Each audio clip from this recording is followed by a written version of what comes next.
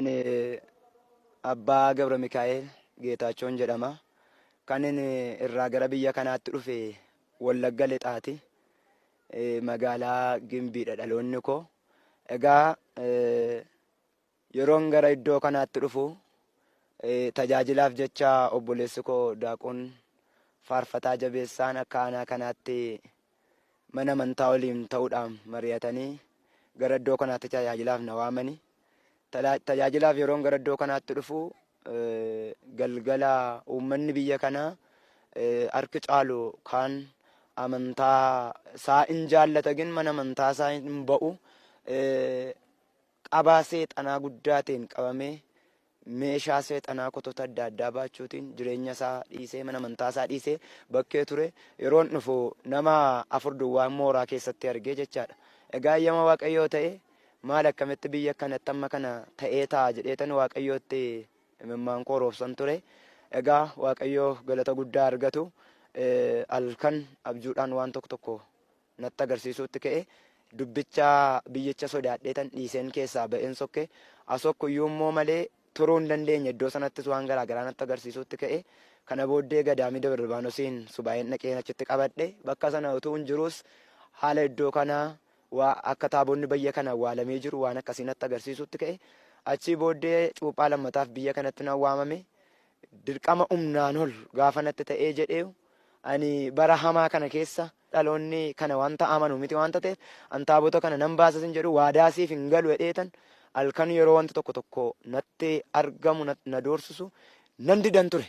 Garuu eeyyamaadha keenya qulqulleetti kidaana malatii ta'e guyyaa tokko galgala madirakii irraa barumsa utuun uummata barsiisaa jiru ifuma guddaadhaan samii keessa kallattiima fakkii isheetiin siiliimti kidaana malatti ifa guddaadhaan urrii keessa samii keessa utuun barumsa kennaa jiru uummatatti gaafa karaa taabonni ishee ba'u kana asii achi mul'attee jettu utuun hin beekin taabonni ishee awwaalamee biyya kana jira. Ilaa kunoo kidaanotiin karaa taabonni ishee jiru baatee sin eebbisaa jirti hedheetan uummata iyyeen itti agarsiise. Uummatis gaafa argu hin iyye.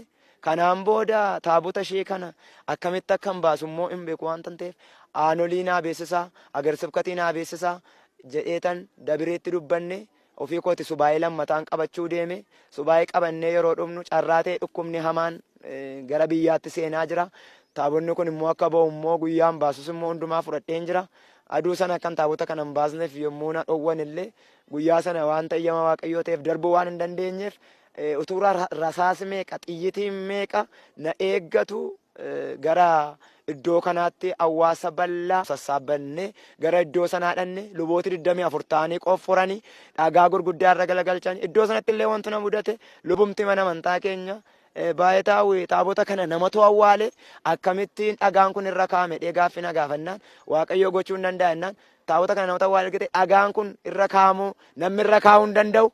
Taaboti kun hin argamu amantaa keenya balleessita.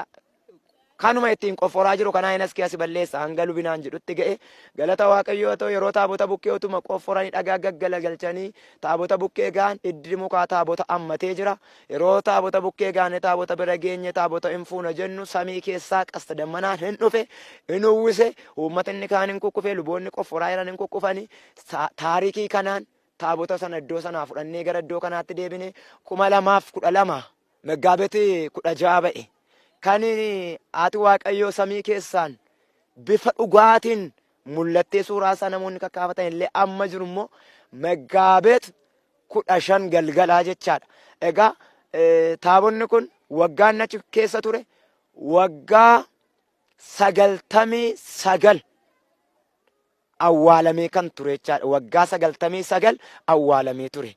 Egaa abbootiin iddoo sanarra jiranii namni taabota kana awwaale monokseenii mana keenya bulee darbe jedhaniiti ragaa kanaa ba'u nutti meera tulluu kana sodaadhaa jedhee nutti meera tulluu kana immoo guyyaa 16tti sagadaa itti qalaa jedhee faa nutti mee waan jedhu kana abbootiin achirraa kan amma ammaatti ragaa ba'aa jiranii jechaadha. Waaqayyoo galata guddaa argatu. Yeroo sana dhibeen hamaan gara biyyaatti dhufellee